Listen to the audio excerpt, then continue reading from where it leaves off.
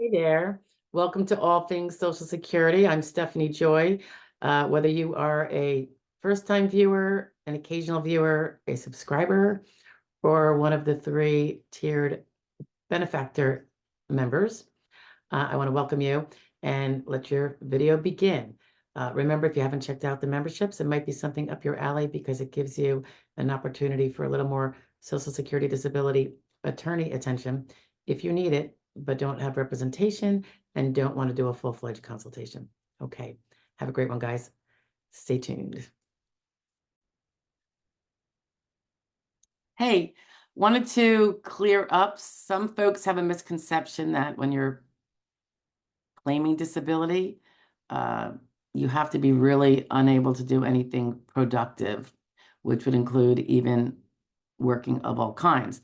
So let's clear that up. That's a myth. That's a really big myth. And when people think that way, that would otherwise be able to better their income and their quality of life,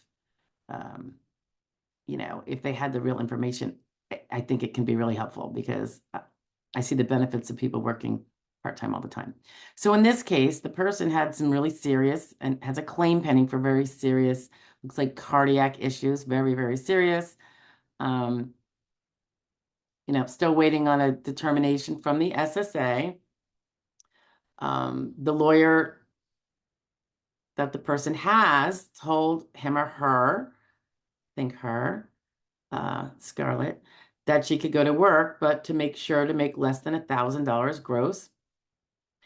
And she's questioning, but that doesn't make sense to me. If I'm trying to get total disability, I think I should not go to work because I tire easily, can't stand for long, blah, blah, blah. Am I thinking correctly? Well, there's kind of two different issues here. From a personal perspective, if going to work is bad for your health of any kind of work, 5 hours a week even, because of medical impairments, my goodness, no, of course you'd want to speak to your doctor and not do anything contrary to that. But that's a whole different question. Then it doesn't make sense if you're trying to get total disability to go to work. But when we're talking about working while we're claiming disability, or if we're a beneficiary after we've won, we're talking about very part-time work under SGA. And as her lawyer has pointed out, without maybe perhaps using the words, his recommendation of a max to earn was well under SGA and was well under TWP. Ideally, we do under TWP so that we retain the trial work period protections because we never expire out our trial work period. Certainly, if we never even start a month that has it because we kept under that amount. And even if we have a few months, as you know, if you look at the trial work period playlist, there is some ones you can do over TWP, over SGA, and it will be fine, assuming all else being even and that you are still medically disabled and have the goods to prove it.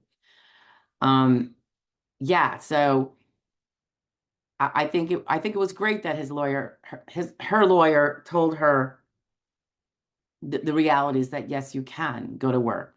I suggest you keep it down below this amount, not some other slightly higher amount, et cetera, et cetera. There is, by the way, other optical guidelines that I tend to give people in terms of going back to work. And again, I love it when people can successfully go back to work very part-time if they're not able to work full-time and want to keep their benefits. Therefore, because I just think it's great. It's great for the world. It's great for the economy. It's great for them. It's great for their health usually. And it's great for their quality of life and their income level and the things they can do when they're not working. But aside from that, a lot of lawyers will tell their clients, I hear it all the time, no, don't work while making a claim. Don't. And I get it. It's an added bit of work. We're probably going to have to do an SSA 821, a few hours extra work, or an SSA 820 if they're working self-employed. I get it. It's more work for the lawyer, assuming he is doing, what he's supposed to be doing. But that's not really good advice. At least it's not informed advice. It doesn't even have to be advice, but I think it's important that people know from their lawyers or elsewhere the reality is that the SSA does in fact have it that you can work a certain limited amount. If you still remain disabled, you don't have to be bedridden, wheelchair bound, or claiming that you have no competitive, very part-time contributions you can make to the world. It's just not the case. And I don't think it's appropriate to not share that with clients who would otherwise either need to work and want to work or just want to work. And get that added quality of life. So kudos to Scarlett's lawyer, because that person is honest with their client, even though it might mean, yeah, we got to do an 821 or an 820 and blah, blah, blah. So be it. That's part of the job. You know what I mean? So I don't know. That value added to the client, I think, is super important. So yes, you are able to work. You are not thinking correctly on this one, Scarlett. But I think I explained that to you in writing, right? And one little thing, you use the word total disability. With Social Security, we don't really use the word total disability. That's kind of meaningless. Think about it. Totally disabled from what? I mean, technically totally disabled from full-time work under the rules, but that's really not how we refer to it. You're either disabled as defined under the Social Security laws, definitions, etc., or you're not. And if you are doing a job SGA, which would also mean full-time, but not necessarily full-time, or you could be doing some sort of job, doesn't have to be your old job, but some sort of other job under the rules you could be, the way they evaluate them, then yeah, you don't meet the definition of disabled and you don't prevail. But it's not really total disability, because yes, you can work, contribute, increase your lot in life. In fact, that working while disabled is what allows some people on SSI to get themselves removed to Social Security disability, which in the end, in my opinion, and this is a very big generalization, so there could be exceptions, so don't get into a huff if you think you're one of them. Social Security is better than SSI. You don't have to be on the welfare ranks anymore, and you don't have to have that knee on your neck at all times. You're not having to avoid big luxury gifts of money or inheritance or lottery winnings or gambling winnings. You can have all that with SSD. So anywho, I stand by my statement that Social Security is better than SSI, as a generality. All right, guys, talk to you later. We have a whole playlist, by the way, on working while disabled. It's pretty robust.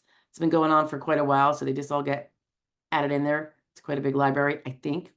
And anyway, I'll talk to you later. Bye now. Hey, so if the subject matter of the video you just listened to is of interest and you want more on it, stay tuned. Here's another one about the same topic, but a little bit different. Bye now.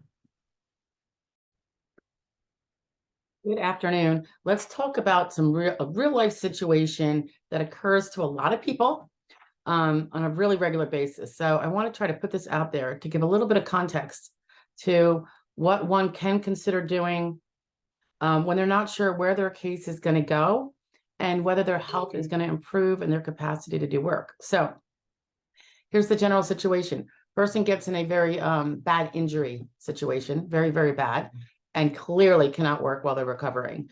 I mean, getting the bones fixed and, walking again and all that. So 6 months go by, maybe you're out of, rehab and you're just trying to get around at home, can't stand long, can't do much, a lot of pain still. And of course, going through physical therapy and everything else. So one has a mortgage, one has to pay, and they have no income coming in. What to do? Particularly difficult if you're single and don't have a partner who, can double up on work and bring in more income while you can't.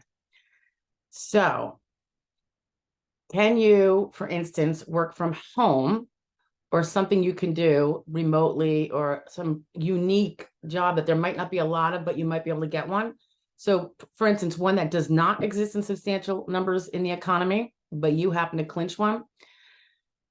Yeah, so you can, your option is to go try to do that full-time work. Now, if you're in the middle of a claim, or you're about to file but haven't, you have to tell them on the forms that you're working. And when they find out that you're working full-time, that would be SGA, substantial gainful activity levels, full-time. So they're not going to be able to take your application if you're working that full-time before you filed. Let's say you filed and now you're like, I just got this opportunity. I want to try it, see if I can do it, because I got to pay this mortgage. Otherwise, I'm going to lose my house. Okay. So you're in, you started, you're at the beginning of a claim. If you do a work history report, of course, you have to tell them that you're working. Even if you weren't working when you apply, you have to update them. And if you're working, they are going to, at that time when they learn of it, have to deny you. I don't see a way around that. So let's say you've been working 2 months and you're way above SGA because you're full-time. All right. So there's not even a question of working under, say, the SGA amount and hoping that your disability will still be clear from your medical records despite your ability to work some level of part-time like that. Okay. So they deny you. You can then appeal. If you continue to work full-time or over SGA if it's part-time, they will again say on reconsideration have to deny you because you're not at the first question of the sequential process, or the second is the person working SGA, and when they get to it, they have to. That means a denial right there because you don't even get to the next step because you're not disabled under the rules because you're able to work full-time or over SGA, and we know that because you're doing it. Okay, you get denied, and now your denial letter is going to say you can appeal for an ALJ hearing. Go ahead and appeal for ALJ hearing if you have exceeded the 6 months of doing that excess work, that full-time or over SGA by that time. You will have to be, that whole period will have been evidence of you generally being not disabled. So if you were disabled beforehand, it ended when you started that 6 months plus job. If you were disabled for more than 12 months before you started that successful stint that lasted more than 6 months, you could feasibly change your claim to a closed period claim, claiming that first year you were out before you went back to work. Okay. And that's possible. And that might be something if you're already now at the ALJ level, when that happens and you've been working more than 6 months, you can let it, you don't have to pull out of your case yet per se, but when the time comes for a hearing, and if you're still working, of course, you're denied. If you make the argument, so Judge, I'd like to amend and I would give them a heads up before you actually go to hearing. So send a letter on it and submit it, but I'd like to amend my disability. I was out for 2 years before I got this, trial job. It seems to be working out. I'd like to claim disability for those 2 years. Okay. It has to be where you are out for at least 12 months, of course. There has to be some argument that you were not working SGA for 12 months. So that's the closed period.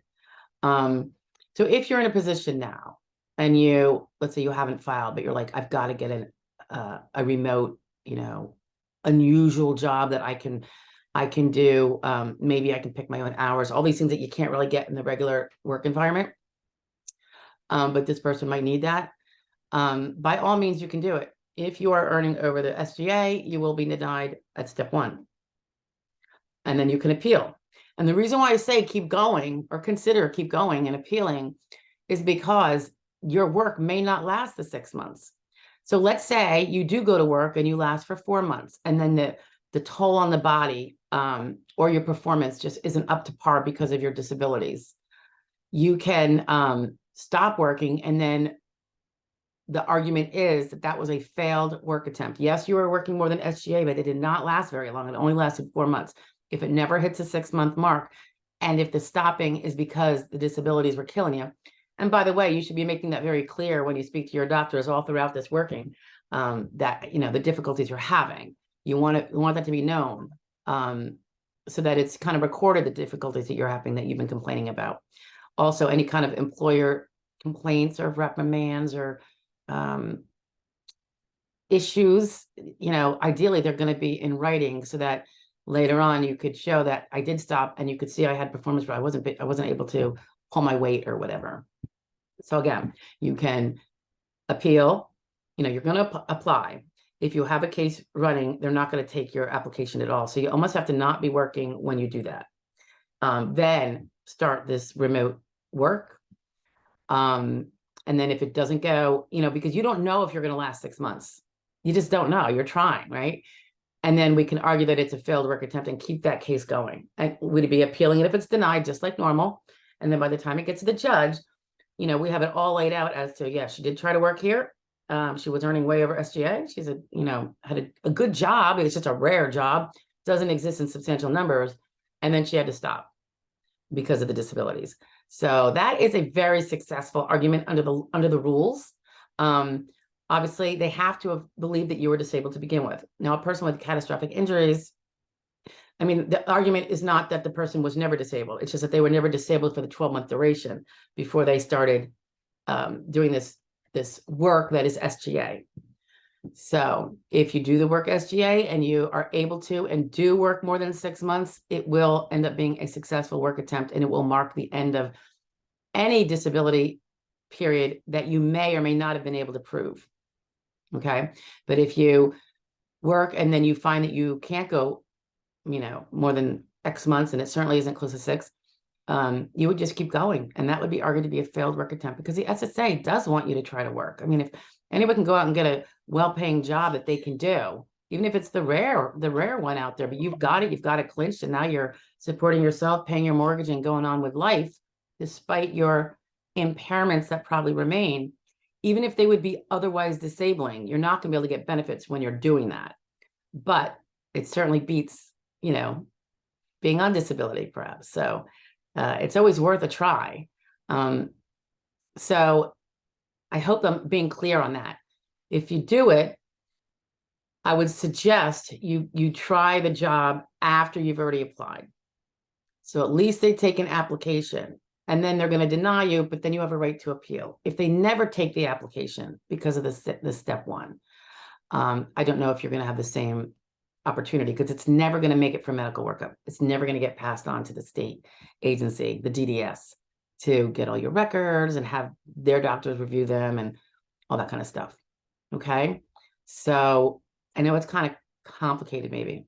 Do you apply or do you not? If you have no choice, you have no choice. You're going to try. Most people end up trying. Other than, losing their house if they don't have anyone that they can rely on to foot the mortgage. Another thing sometimes people do is they rent out their house. If it's a 3-bedroom house and they can rent out a bedroom or 2, then they do it. I know that might seem uncomfortable, but if you have a $1,600 mortgage and you can rent out a room for $1,200 that includes their utilities, you just brought in $1,200 that is going to help you pay your mortgage. If you have a 3-bedroom, maybe you rent out 2 rooms and now they've paid your mortgage. May or may not be enough. Maybe it is, maybe it isn't. I don't know. And then, of course, we tend to dip into our 401ks and our savings, whatever we have to do, to get by. But trying to go back to work is feasible, and if you try to go back to work and it lasts more than 6 months and your case is then canceled, or you withdraw your request for Social Security disability because you're like, it didn't last a year and I did go back to work and it did last more than 6 months, you can always apply again. If, let's say, it's over 6 months, but then by 9 months you're done and it's due to disabilities and you still have those disabling conditions. Or it could be that the work stopped because that very unusual job opportunity was only temporary.